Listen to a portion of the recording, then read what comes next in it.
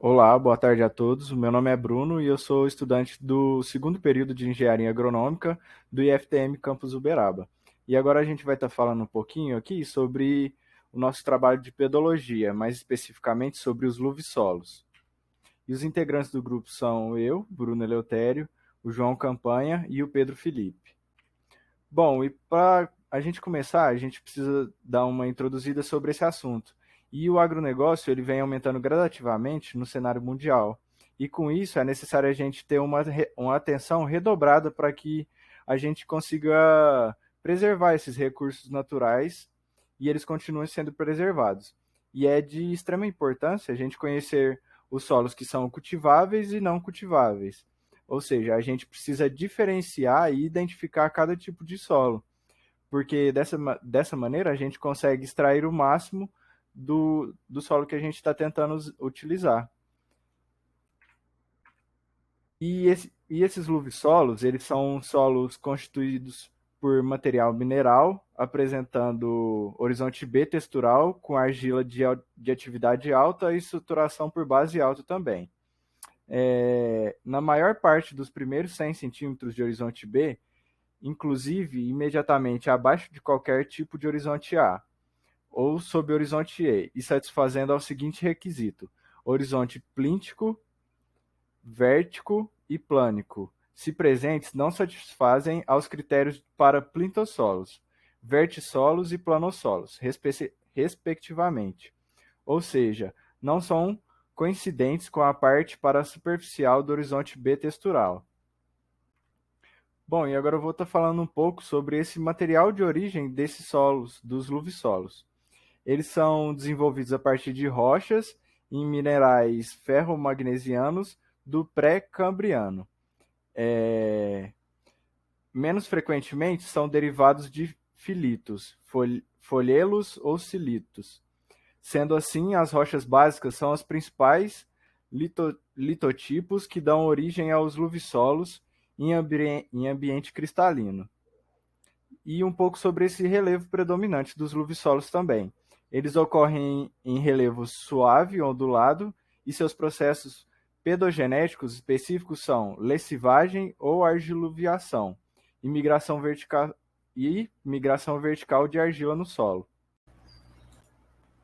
Dando continuidade do que o Bruno falou, eu vou dar início aos processos de formações gerais específicos, que é basicamente a formação do solo. Ela é dada pela interação dos fatores do ambiente ao longo do tempo, conforme a função, material de origem, relevo, organismos e vegetação e o tempo. Agora eu vou falar sobre as classes do segundo nível categórico. Ele é classificado como luvissolos crômicos e ápticos. Os crômicos são solos com caráter crômico na maior parte dos primeiros 100 centímetros do horizonte B. E os ápticos é os outros solos que não se enquadram nessa classe anterior dita. Agora eu vou falar sobre os conceitos principais. O primeiro dele, que eu vou citar, é o tipo de formação.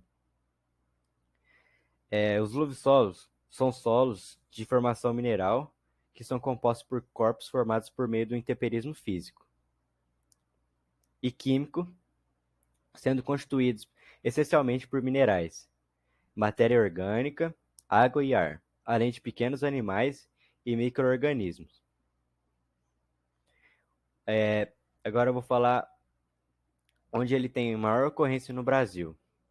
Esses solos ocupam grandes extensões do estado do Ceará, Paraíba, Pernambuco e Rio Grande do Norte. As áreas onde são predominantes perfazem um total de 98.938 km² e constitui 13,3% da região semiárida. E agora eu vou falar os horizontes. Como horizonte diagnóstico, o luvissolo possui horizonte B textural. Imediatamente abaixo de qualquer horizonte A, exceto o A xenosêmico ou sob horizonte E. Ele possui argila de atividade alta e saturação por bases altas, cores vivas e argila de atividade alta, apresentando o horizonte A fraco de cor clara, pouco espesso, maciço ou com estrutura, fracamente desenvolvida. São solos de formação mineral que são compostos por corpos formados por meio do intemperismo químico e do intemperismo físico das rochas, sendo constituídos essencialmente por minerais e matéria orgânica, água e ar, além de pequenos animais e micro-organismos.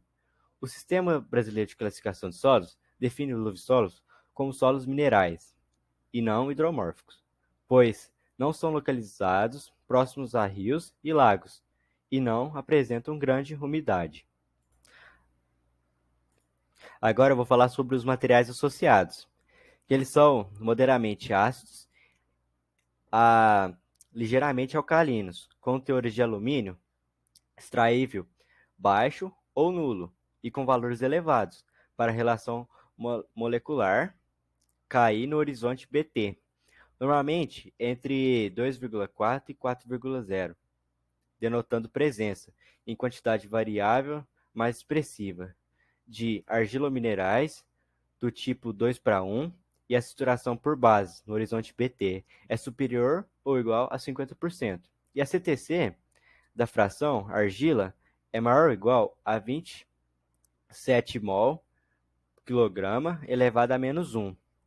E nessa classificação, e sendo ocorrência no semiárido brasileiro, tem-se os luvisolos, caracterizados por variarem de bem e imperfeitamente drenados, sendo normalmente poucos profundos, de 60 a 120 centímetros, com nítida diferenciação entre os horizontes A e BT, contrastando em textura a cor ou a estrutura entre eles. E agora eu vou falar sobre as características químicas. As características químicas mais comuns que ocorrem nesse tipo de solo é a carbonatação, que é acumulação de